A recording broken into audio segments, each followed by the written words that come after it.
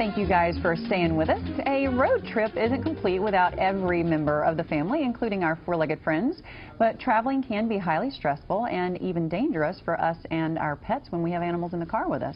So joining me now via Skype is Tim Link of WaggingTales.com. How are you, Tim? Welcome back to the Pet Show.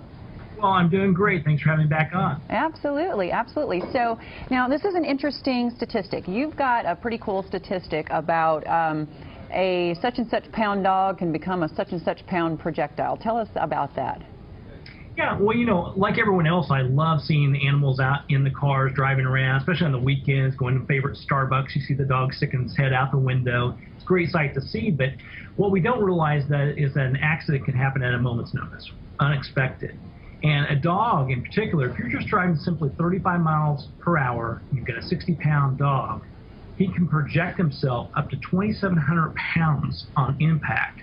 So that's even if your dog's in the front seat, back seat, wherever it may be. If it's not secure or tethered down, massive impact not only on the animal, but could also hurt some of the people in the car as well. Absolutely. I mean, 2,700 pounds. I mean, that's worse than the whole reason. The whole reason we keep our kids in the back seat is because of the force of the airbags in the front seat. And if you've got a dog flying through your car, I mean, you've basically negated that safety step that you've taken right there. So there are a lot of options out there as far as you know, harnesses and seat belts and things like that. You know, do you have any opinions on like some of the best ones that are out there?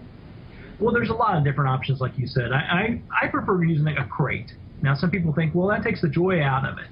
But the key thing is, if you have the windows down, your dog can smell, feel the air, feel everything You're still around talking them. to them.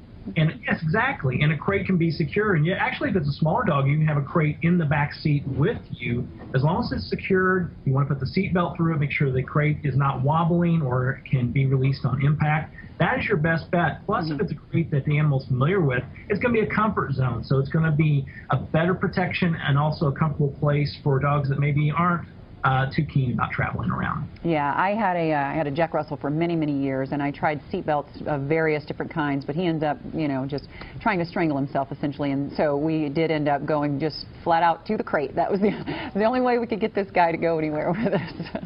That's right. And I think it's very important, whether we're talking about securing with a crate, a tethering mechanism. There are some for small dogs that actually put them up on a pedestal and secure them in place. They can actually see around as well as being secure. But the important thing is keep them secure, because as you mentioned, those airbags, they come out at such a force that they can injure us, let alone if we have a small dog or have a dog in our lap. The dog obviously could fall into the floorboard, which could definitely cause the accident there. Yeah, and one of the key things, Dr. Katy, that I find is I work with a lot of clients that have missing animals. And I get calls all the time about someone who has their animal in their car, it's not secure, they get in an accident, the rescue individuals come, take the individual out, don't know the dog's there, dog gets loose, and now we got a wild escapade there. Yeah, I mean, and that's, you know, another tragedy waiting to happen right there.